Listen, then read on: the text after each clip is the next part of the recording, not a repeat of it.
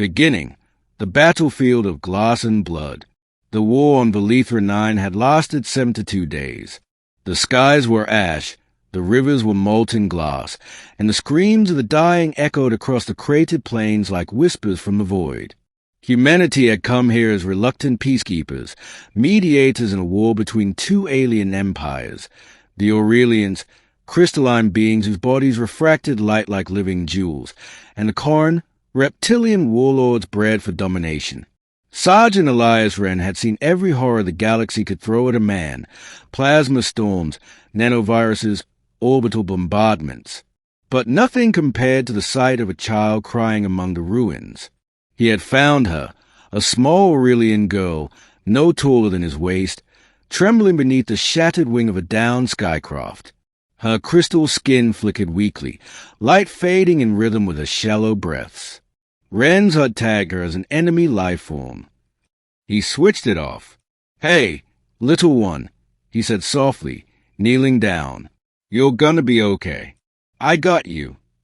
She looked up, eyes glowing faintly, and whispered something in her melodic tongue. "Trell Vaughn, Savior." He didn't know the words.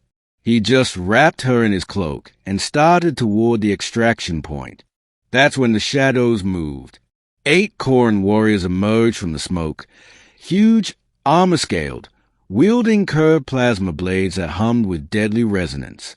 Their leader hissed through serrated fangs. "Human, drop the Aurelian spawn." Elias didn't hesitate. He raised his pulse rifle, but the charge indicator was red, dry. He'd used his last cell defending civilians an hour ago. He could have run. No one would have blamed him. But the child clung to his chest and whispered again, "Don't let me die." He set her down gently. Then he picked up his combat knife. The first Khorne lunge. Wren sidestepped, driving the blade into the creature's neck seam. Plasma splattered like liquid fire. He tore it free, but another blade sliced across his armor, scoring a deep cut into his shoulder. Then another, and another. 8 blades found him before the fight was over. By the time the last Khorne fell, Wren's body was a ruin of blood and metal. His armor flickered with system errors. He fell to one knee beside the child, barely conscious, whispering hoarsely, "Told you, you'd be okay." The Aurelian child placed a glowing hand over his chest. Light poured from her fingertips, and for a moment the battlefield shimmered, but the world went black before he could see what happened next. Middle, the shattered hero and the kneeling elite. When Elias Wren awoke, he thought he'd died. The air smelled like ozone and flowers. The room glowed faintly, walls of translucent crystal, humming with life. His wounds were gone. Even the scar on his left hand, from a training accident years ago, had vanished. He sat up, blinking, and realized he wasn't alone. Dozens of tall, luminous figures stood around his bed, Aurelians, their bodies refracting the light of the twin suns pouring through the chamber windows. At their center stood the child he had saved, now wearing ceremonial armor of shimmering white. Beside her were warriors, huge, regal beings whose presence radiated power. He recognized their insignia from military briefings, the Shard Guard, the Aurelian Empire's most elite warriors. Each one could level a city, and they were kneeling. Elias rasped, "Did I die and wake up in a really shiny afterlife?" The child stepped forward, smiling softly. Her voice was clearer now, resonant with a strange melody of her kind. "You did not die, Elias Wren. You endured 8 blades meant for me. The light saw your heart and refused to let it end." She bowed her head. "The Council has decreed that you are now under protection of the Aurelian Crown. No warrior in this galaxy shall raise a weapon against you." Elias blinked. "Wait, what?" An older Aurelian, his crystalline form glowing deep blue, stepped forward. "You bled for the heir of the Aurelian Empire. You are now the Sanctified Protector, a title given once in 1,000 years. The Shard Guard kneel because they are bound to you in gratitude." He looked around. The galaxy's strongest beings were kneeling for him. He didn't know whether to laugh or cry. Days passed. He learned that the child's name was Lyra Vess, daughter of Queen Seraphine, ruler of the Aurelians. Her mother had feared her loss in the chaos of the war. Elias's act had not only saved her, it had forced both empires to stop fighting long enough to negotiate peace. The queen herself came to him. Her presence was blinding, her body radiating so much light that it refracted into dozens of rainbows on the crystalline floor. Her voice was gentle but carried the weight of galaxies. "You took 8 blades from my daughter, human. Why?" Elias shifted awkwardly on his bed. "Because she was a kid. Doesn't matter what species. Kids shouldn't die in wars adults start." The queen tilted her head. "And you did this knowing you would perish." Didn't have time to think about it. There was silence, and then the queen knelt. The shard guard followed. The sound was like thunder on crystal. "Then let the galaxy remember this day," she declared, "when a human soldier bore 8 blade for the light of the Aurelian line. From this moment, the Empire owes its peace and its heart to Elias Wren." The legend begins, the human among gods. Elias tried to leave after his recovery. He wasn't a man built for ceremonies or palaces. He wanted to return to Earth, maybe take a quiet job under a sun that wasn't blue. But the Aurelians wouldn't hear of it. Everywhere he went, beings bowed. Children recited his name in hymns. Entire fleets renamed their ships Wren's honor and 8 blades.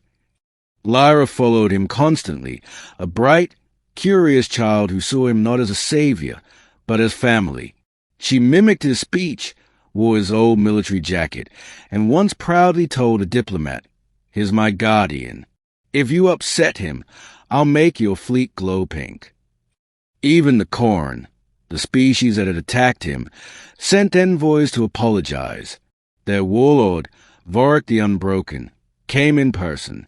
His scaled armor glinted with gold as he approached Elias's quarters. "I heard you took 8 blade from my kin," Vorik growled. "That is honorable. Pain is our sacred measure. You have earned the respect of the Karn." Elias raised an eyebrow. "Respect? Huh?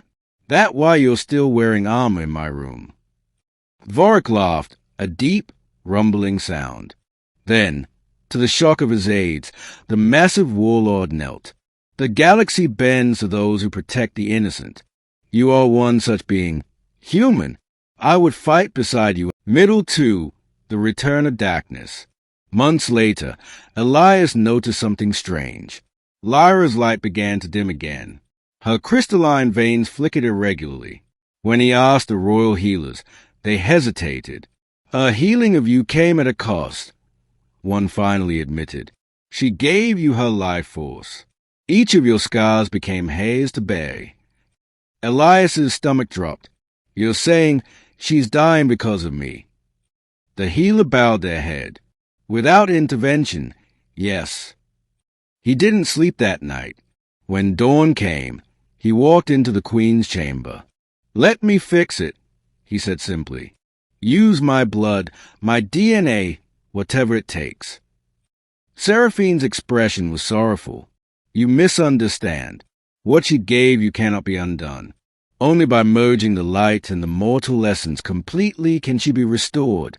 But such fusion would destroy you." Elias smiled faintly. "I've died once before. Guess I'm good at it." The queen's eyes glowed brighter. "You would give your life again."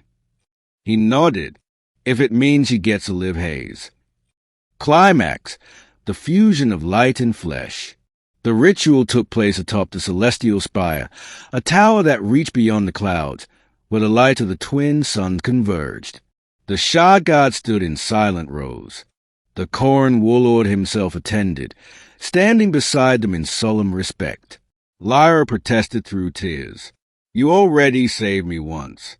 Please, I can't let you go." Elias knelt, touching her crystalline cheek. "You gave me my life back, kid. Time to return the favor." As the queen began to chant, beams of energy spiraled upward, enveloping them both. Elias felt his body dissolve, atoms unraveling into light. Pain became warmth. Sound became silence. He saw memories flash, Earth's sunsets, the laughter of his old crew, the tiny hand that once clung to his. Then he whispered his final words, "Lie, brave, Lyra." The light burst outward in a wave so powerful that the twin suns dimmed for a heartbeat. When it cleared, only one figure remained. Lyra stood, whole once more, her light radiant and steady. But embedded in her chest was a faint human symbol, the insignia of the Earth Defense Corps. His insignia. Ending. The galaxy remembers. Centuries passed. Legend spread of the human protector, the man who took 8 blades for a child of light and gave his life twice to save her. Statues of him stood in every capital. His name became a vow among soldiers, Ren's honor, they said before battle. Lyra grew into the greatest queen the Aurelians had ever known. Under her reign, the Aurelian Empire and the Corran Dominion joined the intergalactic concord, ending 1,000 years of bloodshed. But in the queen's private chamber, she kept one thing on her throne, a worn, tattered human cloak. When the sun set, their rays passed through the cloak and reflected on the floor in human script. He took 8 blades for a child and taught gods what humanity means. And on quiet nights, when the wind hummed through the crystalline halls, some swore they could hear a voice, distant, steady, and kind. "Hey, little one, you're gonna be okay. I got you."